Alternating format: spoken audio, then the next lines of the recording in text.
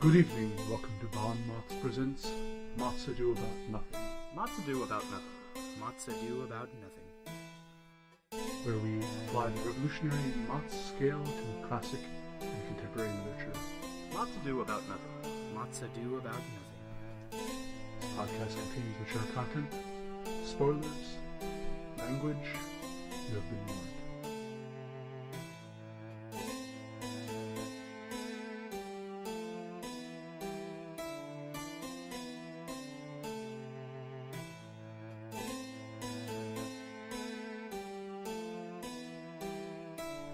Hello, I'm Jonathan E. Manser, and this is MOTS Ado About Nothing. I'm here with Scott, Hail. Steve, Hello. and Veronica. Hi. So, we're introducing a kind of modified version of MOTS this week. Basically the same as the old MOTS, but the system is we're going to be discussing it before we give our ratings. If you want to know what the differences in the question are, listen on or read it in the link we're going to provide, because I'm not going to explain it right now. So as a second introduction, we are discussing today Pluto is the Furthest Planet by Abraham Rothberg. Now, as a little introduction how I found this story, because you're not going to find it on Google. Good luck finding it. I picked up a short story compilation called Short Stories from the Literary Magazines. Made in the 60s, it had a bunch of different stuff, and this was one of the stories in it. And it was a phenomenal copy, like maybe a third of the pages were like blank, that never were printed. There were just sections of the book missing. I picked it up for $1 in a bookstore. It was phenomenal. But this is one of the gems that came out of it. Does anyone want to give a synopsis of this story? Yeah, sure, I will. Middle-aged man suffers a health-related issue and realizes that he is saved by his family, more or less, because of it. I will disagree with that last section, but we'll discuss it All right. later. Well, Scott, since you are, let's talk about the introduction a little bit. I actually liked it, of course, as I just said, related to my synopsis. The first two sentences, a husband who is a father of 3, I believe, twins and a son. Yes. Twin daughters and a son. He has I like this part of it. I'm going to say this. I'll give it credit on this. He didn't have a heart attack. He had a cardiac-related issue, or like something like that. It was like some medical term that was like in quotes. But yeah, so he suffers a heart attack and therefore has to be bedridden for like 6 months, I believe, something like that. And he can't go to his job. He's not supposed to move. He's supposed to just rest in bed. And that being put in that situation sort of has a realization about himself and his loved ones because of it. But regardless, the introduction itself was quite good. Like, you know, it's sort of like Breaking Bad kind of, I took it like as such, you know, like faced with a somewhat, like, not to the extent of cancer, but pretty serious, you know, legitimate medical threat. So therefore, like, that informs the rest of the story and forces him to reevaluate his life. So I like the introduction. It was it was arresting. It was a good setup. Yeah, I also like the introduction. I thought it kind of gave this sense of being removed from the world, which is kind of what he was throughout this story. Yep. And it kind of set that up really well. I also like the introduction. I think it gave a very well-rounded starting point for the rest of the story, and I already was starting to get attached to certain comments or reactions to the situation that the main character, Tyler, is faced with, because he has a cardiac insufficiency, whatever that means, which was his reaction, and immediately... It's not quite a heart attack, but that's how they described it, yeah. Wasn't it 6 weeks he was held up for? He wasn't supposed to leave his room for 6 weeks, I think it was. No, I thought you said 6 months. Well, that's what his doctor said, right? As I recall. Just to be clear, this is something like you have to rest for 6 weeks, and then in 6 months, maybe you'll evaluate it. Right. 6 weeks of bed rest, 6 months of no work, no athletics, and of course, Morrison was half apologetic about that, but I'm quoting more of that. What I also like quite a bit about the introduction of the story is it kind of immediately established not only who this character was in the frame of his life, but like also how people reacted to. I forget what kind of job he was in. Like he was in some kind of corporate. I think he was like a lawyer, like work for a firm of some sort. Yeah. Anyways, So like, kind of like could have been a stockbroker, could have been anything like that. And nonetheless, they give him a break. Like they're going to pay him his wages while he's bedridden. his wife has to sleep in a different room. She seemed kind of relieved that was happening. It was just an off comment he was saying, and kind of a bitter one. His family life seemed not all that great to start out with. They mentioned that detail like early. You're right. Mm-hmm. And you see it like he's this kind of like an alpha male type character, athletic, takes care of himself. All of a sudden, this tragedy befalls him, and I think it does a very good job of setting up how he handles this tragedy. So, Scott, what are you going to give this? I will give it a 1. Steve? I'm also going to give it a 1. Also a 1. I'm going to give it a 1 as well. Okay, now Steve, would you like to talk about the body? Sure. The body of this is, I think, a little bit meandering, maybe, on purpose. I really like this story because it gives a good idea of kind of the alienation that one feels when they have something happen to them that's kind of out of the ordinary. It's like, once you can't be involved in all these things that your friends do, then you're not really involved in their lives anymore. It talked about how he was taken out of his firm's dealings, like whatever he was doing with them, like he couldn't do anything with them anymore, and like all of his friends who called and gave well wishes but wouldn't come and visit him, that type of thing. I think it spoke to that feeling of isolation really well because of, like, you know, just because of this one shitty thing that happened to the guy, he was taken completely out of his life. It completely ruined everything that he had going for him. What I also liked about it, they went throughout the body, you saw those different elements of his life. Like his boss calls him, but he always kind of senses this impatience in the boss, this odd having distance, to do this kind of gratuity to him. And he starts. He at first is like bitter that people didn't come to visit him. Then he's actively pursuing people to come visit him, and he realizes nobody actually gives a shit. That's like he feels entitled at first, but then he gives up that entitlement and is seeking it, and he's rejected at that corner too. So I thought throughout this kind of, you saw how it was really affecting his life, and then he kind of realized he can't rely on anyone else to carry him through. That he has to be the one to drive his own recovery. Yeah, I agree with a large portion of that.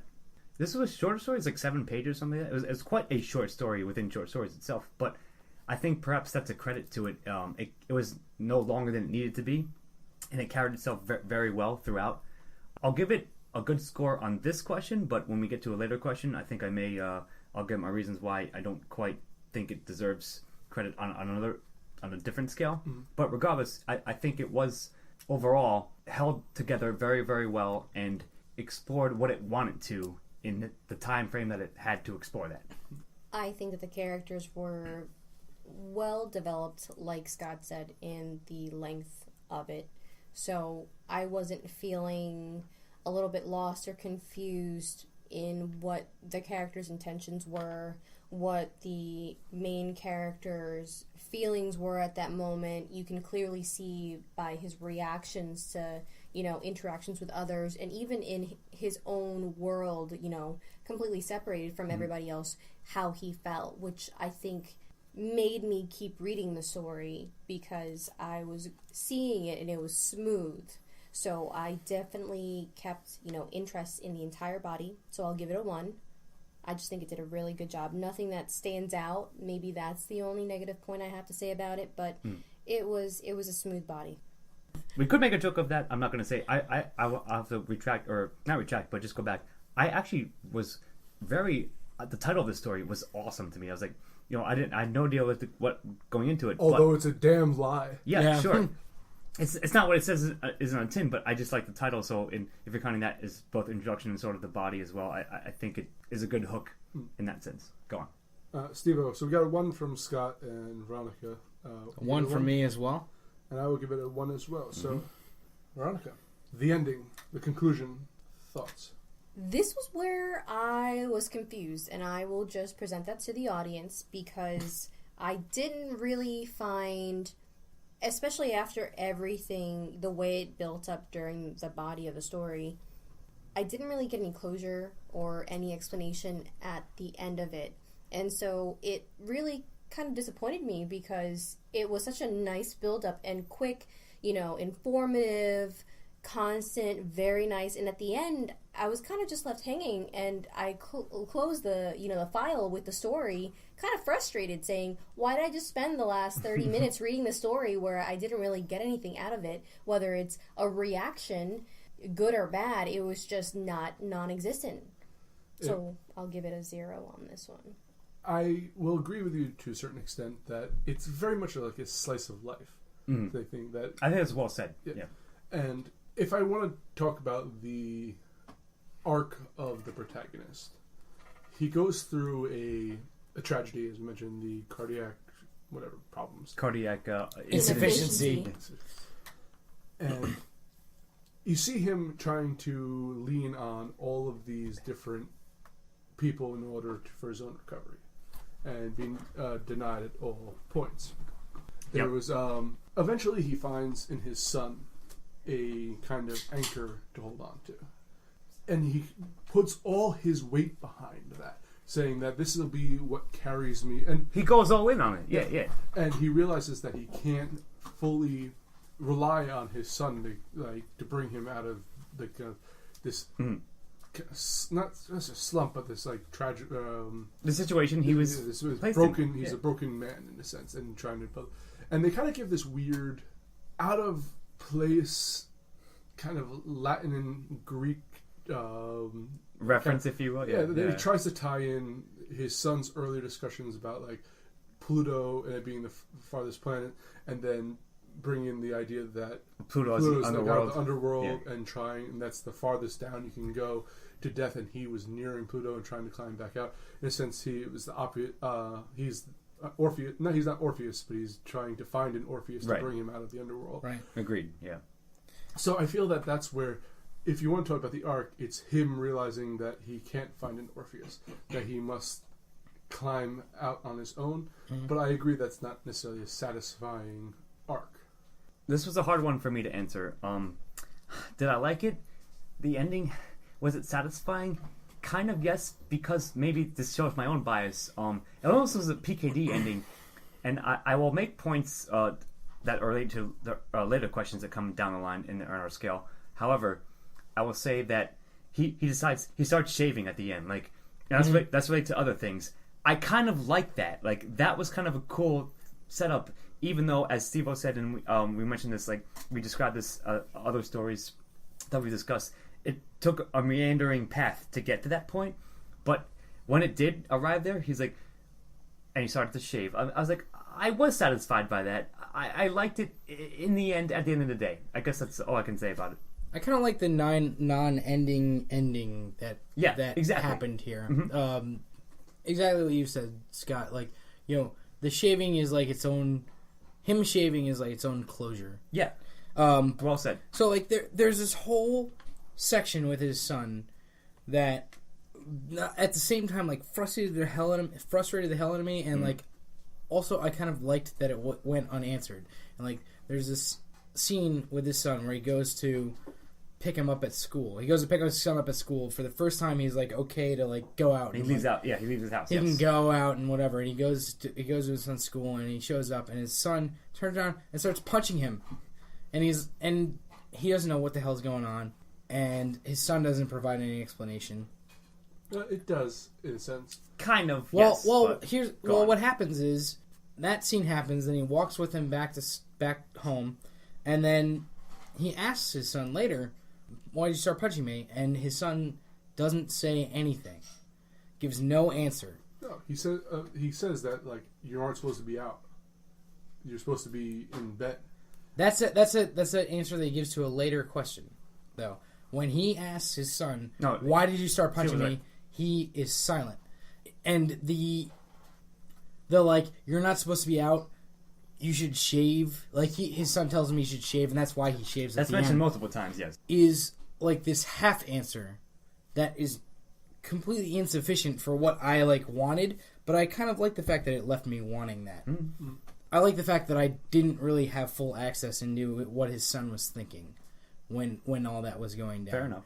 So I like the ending. I like that, as I said earlier, non-ending ending. So that's all I have to say about it. What did you guys think?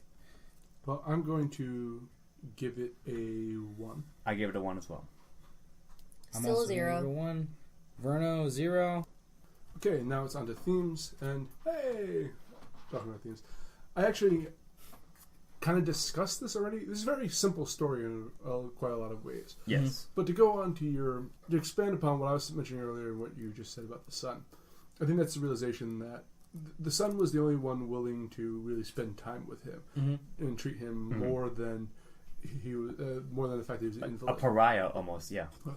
Later on, when he goes outside, and he does this on his own again, using the excuse to go see his son, to go pick him up at school, and his son reacts, and I think it goes back to the fact that the son's like, you shouldn't be out, and his son was willing to kind of, as I said, lead him on the way a little bit, but the minute he tries to step beyond what the son's comfortable with, the son reverts to the exact same thing that the mother's two daughters are, and then at the very end, the wife takes the place of where the son led him to. The wife continues helping him recover. So I can say that I like the theme overall. I thought they did kind of dealing with tragedy very well. And if you've ever been through a massive tragedy and lost a lot of people because they're not like, they kind of wander off into the ether, then I think this speaks very well to that concept. I agree with a large portion of that. On the surface, I don't like children. When you bring children into any work whatsoever, I'm going to automatically be biased against it. But I think what you said is very valid. It's that it's not quite that. It's dealing with a situation that you're faced with your own mortality, or at least the possibility of your mortality.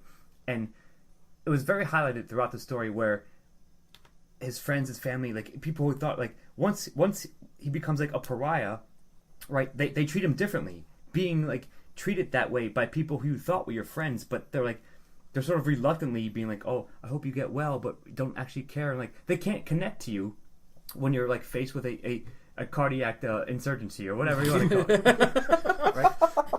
Insufficiency. Sure. Cardiac insurgency It doesn't is matter. way better. It doesn't matter. Like, all the thing is, like, when you're a sick person, people's reactions to you change. Like, and like that's sort of a scary thing. Like being confronted by that. Like you wouldn't think like, oh, they'll be by my side the whole time. They sort of removed themselves from him and from his life, and that sort of forces him down the path that he like his soul searching path essentially. So I think that was a really good theme. Yeah. And to your point, also that you said earlier, the Pluto thing, like, I think it was a good enough reference. He's basically in a fever dream, like, it's flashing back to, like, things that, like, pertain to a situation now. And I think that was well implemented, and I'll speak about that a little bit later. But regardless, I think the theme of the story itself was obvious and was also well done. And it's a very overarching theme. It's something everyone can connect to. Like, something you're going through your life and you're having a good life. You're living and you're fine. But no, something befalls you, and now that completely alienates you from everyone you've ever known. And that's sort of like a scary thing to face. And I think that's something that should be explored, and it was explored well in this story. I really like the idea that his son was at the beginning was kind of like scared of him at first, in the same way that like all of his friends didn't want to be around him or like come see him, and then he feels like he's getting close to his son, but when he actually tests this out and goes out to see him, his son pulls back again. And I think that says a lot about what the author is trying to say in this story, about like even those people that you want to believe are close to you aren't nearly as close as you think they are, like that type of thing. So I thought that was well done. His relationship with his wife seemed kind of cold and distant the whole time, and it made me kind of wonder what that relationship was like before. What were the circumstances surrounding that? No, but I think that they answer that slightly by it was implied that he always had things to do. He was working or out doing sports, and his wife was teaching her own school life. or whatever. Yeah, perhaps he was distant before, and that's why she's distant. That's a very good point, and I'm glad that you pointed it out. When we're confronted with the fact that we have to sit down and talk, we find out we have nothing to talk about. Agreed. Yeah. I think another really important point is him pretty much yelling, love me, care for me, need me, and yet fighting it whenever it shows in any way, shape, or form, whether it's sleeping for, or resting for Sure. the amount that he's being told by his wife and his doctor, and then him finding it ridiculous and not understanding it. Another really important point is his children. Even the girls do take their time to come in and sit. Well, they and make talk a to token him. effort. They make an effort, but yet that's really all that can be asked of them because they're young and they don't really understand the situation. Sure, they're older than his son, though, And also, who actually makes a real effort. that you're seeing it from his point of view. Right. And he's always about, like, it kind of hits out what his character is. That's a good Because point. This person's coming only because they have to. This person's performing their duty. And it kind of, he has kind of a selfish vibe about him. Which is, again, the point. I want everyone to want me, need To me, start out and with, yet I don't yes. want to be wanted or needed. I want to do my own thing and not be told what to do. Right. So I think that was a constant theme in the story. Yes, you're absolutely right. It does definitely, set a tone for him as a character. And it's very important, going through the story, going through the motions, and, at the end, how it turns out. And, the complete, 180 that takes place. Sure. I agree with Finally. that, yeah. All right, so I guess the major theme is that in order to become a good person, you have to suffer a major You're tragedy. faced with immortality. But I'm going to give this a 1. Scott? I'm going to give it a 1. Steven? 1. 1. Okay. Everyone likes the themes. All right, Scott. Antagonist. Well, in my grand tradition, like I think you guys will agree with me. The antagonist is being faced with their own death. Like, what greater antagonist can there ever be versus that? So I have to give that a 1.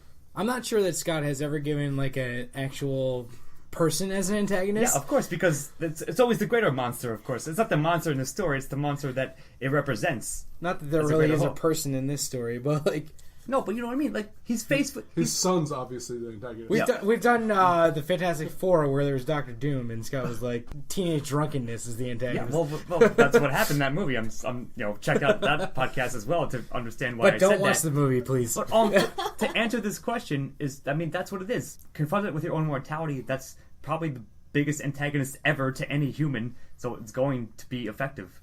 Yeah, I would agree that his heart is his antagonist in this. The in this failure story. of your own physiology. His insurgent heart. Yeah, his insurgent heart coming for him. I said that jokingly, but it probably But it still is the stands. closest thing to an antagonist that like there is in this, or divide between people, like the divide between who you think people are and who they really are, Mhm. I like that too. Yeah. That's well said. is a good way to put the antagonist, like to put what is the antagonist in this. He's kind of fighting against who he was before and who he is now, and what he thought the world was before and what he realizes the world is after he's had a heart attack. But I think that they do a really good job of showing how isolated and alienated he is from the world.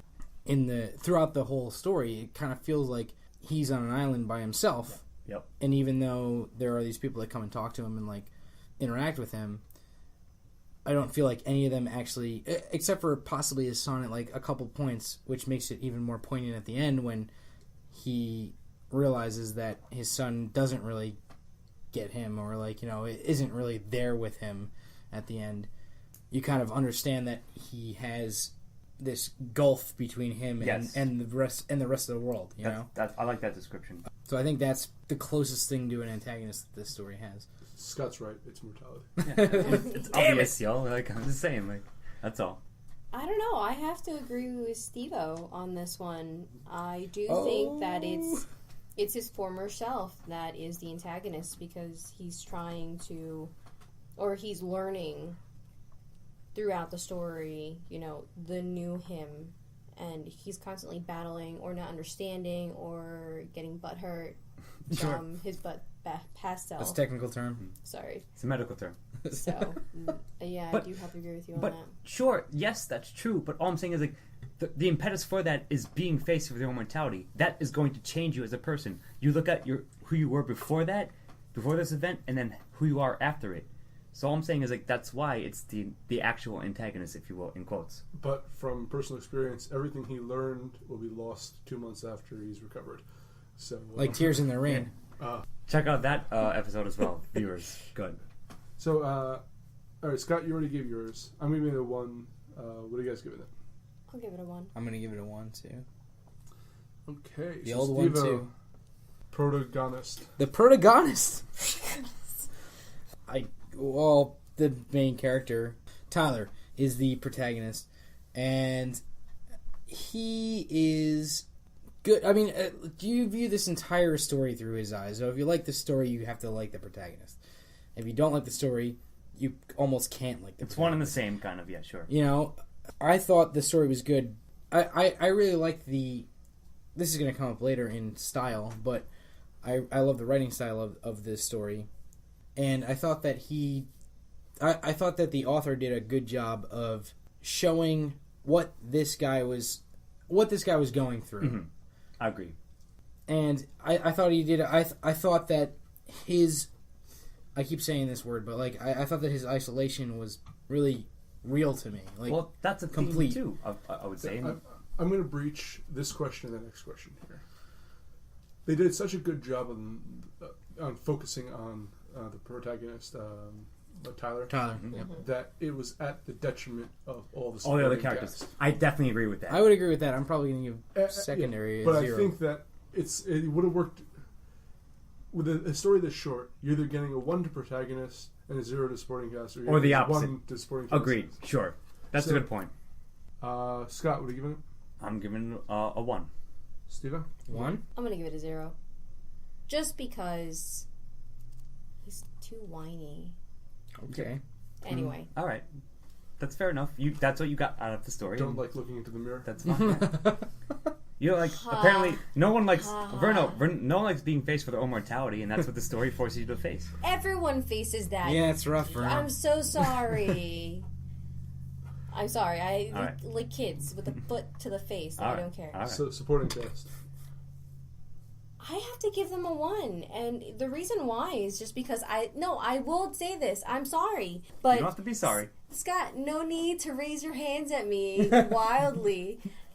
Scott's raised his hand. Nobody can see this. I liked his son. I liked his son Eric, and I liked his wife Viola. I believe that's her name more than Viola. I did Viola. Thank you. I think it's pronounced voila. More than I did Tyler. Regardless, go on. Just because he got on my nerves again, and because he was whiny. But his wife, she might have been cold, but she was taking care of him. Whether it was emotionally, It wasn't. no. But was it physically taking care of him, making sure that he was resting Sure. and being the bad Yeah, cop fair and enough. being there telling him not to get up? Absolutely, she was doing that. And sometimes people need that because he was a little baby. He kept trying to fight everything. I He would needed like- someone to I'd yell. like to see the story He felt like through she- her point of view, and watching like this like husband who's never there for her, trying to like get up out of sick bed and go wandering off. He felt like he certainly felt like she was his jailer, right? She certainly didn't whine about it, though. She didn't say, "I can't believe I have to spend all this time She trying did to do what she this and could that." do. How do Take you care of know? him. I You agree don't. with that. She could have been on the phone with her friends all day. The only thing Complaining. I have to go Right. on is what is provided to me in the Exactly, story. And exactly. the story itself does not present her as a bad guy. Maybe a little bit cold and maybe a little relieved to not have to share the same bed. But really, that's not that rare or odd Who to wants to me share a bed with a in guy that just had a heart attack? relationship. Oh, But- well, I do. Ian, I think there is a website for you. Also, I'm sorry. Hold on. However, what I wanted to point out was the fact that in this story there is a small section where he says that he can hear her on the phone outside giving his sorries, and Yes.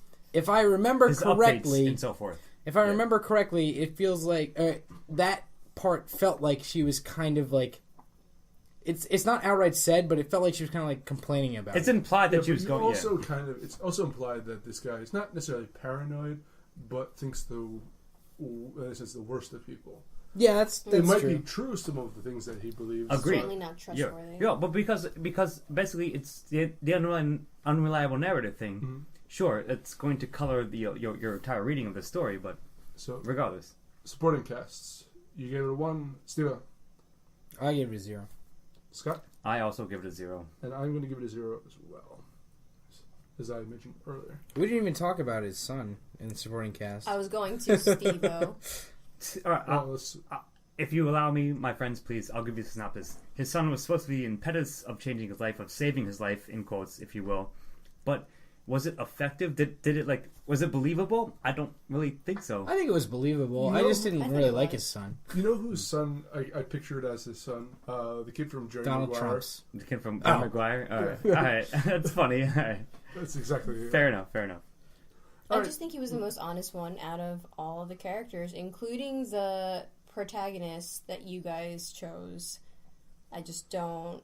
I think when he's asked during the story, you know, you don't necessarily have to win. It's the game you play, and he doesn't believe in that. He wants to win the entire time, regardless of the He attempt wants to or have the fun way, and win. Yes. or the ways he has to do it. He's going to get his goal. But his father agrees That's with him. true.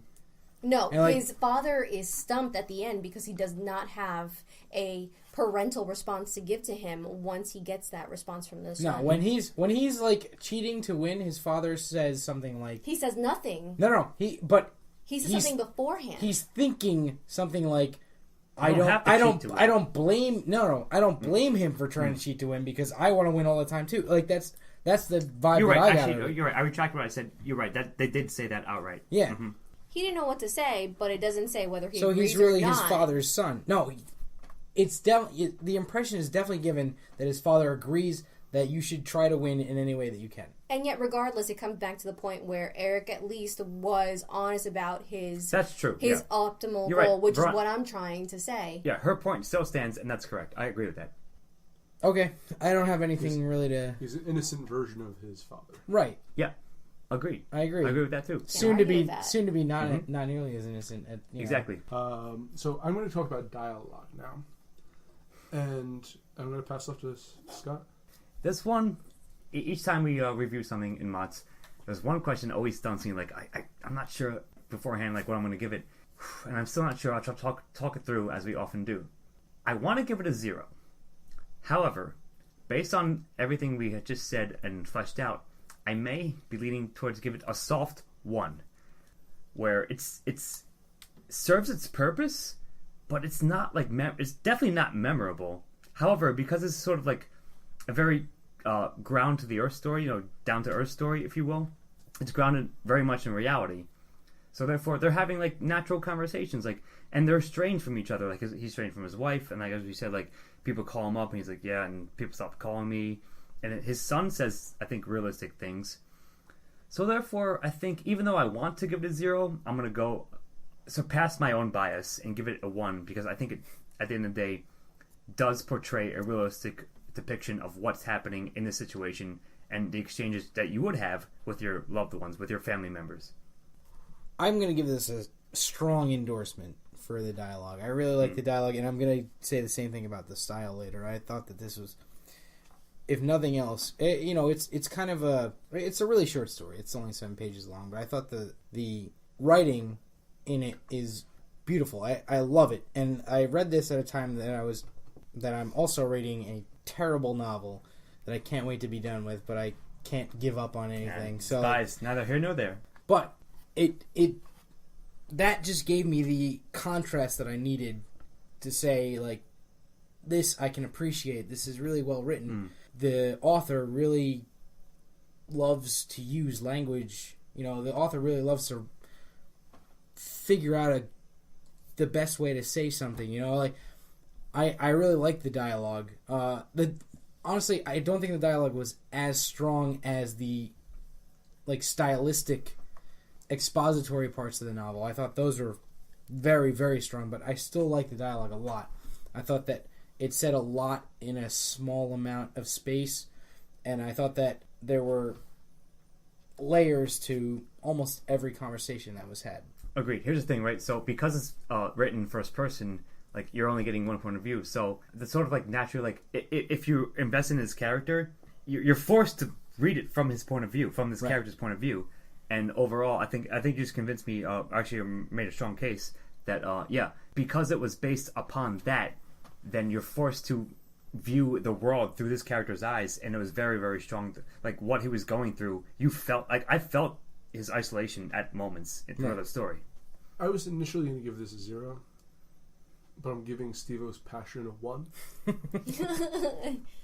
We'll rub off on a 1. This is very rare, by the way, changing Ian's mind. So That's true. I'm pretty proud of myself.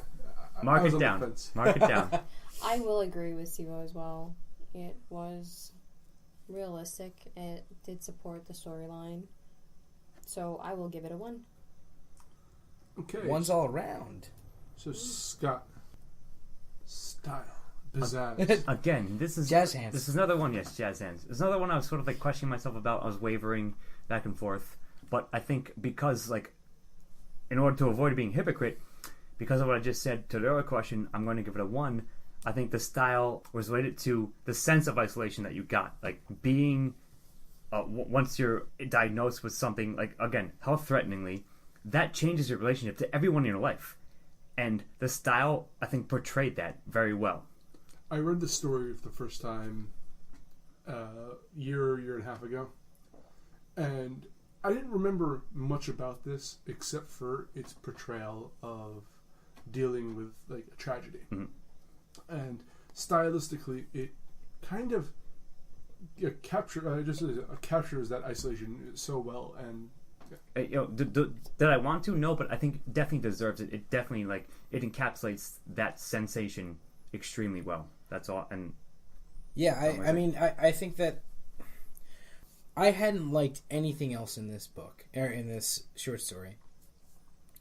The style of it really got me from the first couple sentences. I thought that it was beautifully put together. I felt the entire time like the author was harping on every word that he put down on it. You know, that he I see published. what you mean, and I agree with that. And I think that the word choice is really good. It portrayed the sense of being adrift, yes. kind of like, well put, you know, sir. like he just, the main character Tyler just felt like he was on his own, and every sentence made hammer that point home. And I have to give a strong endorsement to the style for sure. I will also have a positive score for style. You sound like you don't want to. I don't, but I'll be honest with you. When I first read the book, I had my misgivings about it. I didn't really know how I felt about it. I still stand strongly to my opinion of the ending of it, but Sure. the more it gets discussed, even in this, blog, whatever, It's a podcast. Yeah, whatever. I'm just saying it. I started off with I'm not editing this really one. feeling very positive about the story, but the more you get perspectives of the story, I start changing my mind about it, Yeah. or maybe seeing things that I possibly You got didn't convinced see of before. different points, sure. Certainly. Right. So while at first I could definitely feel, the intro and maybe certain characters, the style throughout was really, really nice, and it kept to it. It kept my interest. So Yes, I agree with that. Can't say anything negative about it. Okay, Steve, 1. in recommendation? Yeah. Oh no, in style. Oh, also in recommendation. Does everyone give their opinions for style already? Veronica, would you recommend this story? At the beginning of the conversation, no. Now, yes. I have to be actually convinced. recommended this story for the thing, so I have to give it a 0. But give it 1. I'm gonna echo Veronica's statement.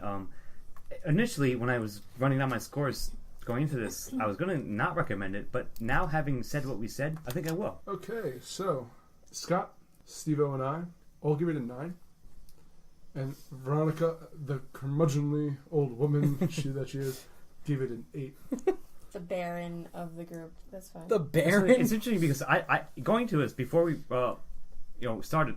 I thought I was going to be a much worse score. So As did I. Can I just say Therefore, that? Yeah, Therefore, me and Ian are very. check it out. We'll get you guys to change your scores. Not If you know what I often. mean. If you know what I mean. Wink. Okay. No one knows what Steve-O means ever. Wink. Okay, and our aggregate score is an 8.75, which is pretty damn good. Pretty considering respectable. Everyone told me how much they hated this coming in. I wanted to hate it, but again, First I of ended all, up liking it. Scott and Veronica both said they were going to give it bad scores, and then they gave it a 9 and an 8. So we discuss it out, and again, See, they had to talk to people with good taste. It's a better story than it seems. Trevor. yes. On the face of Cut it. off. I'm Jonathan E. Menzer. Here was Scott. See you next time in the next cardiac arrest. Steve. You guys have a good night. And Veronica. Bye-o. And Pluto, unfortunately, is no longer the furthest planet.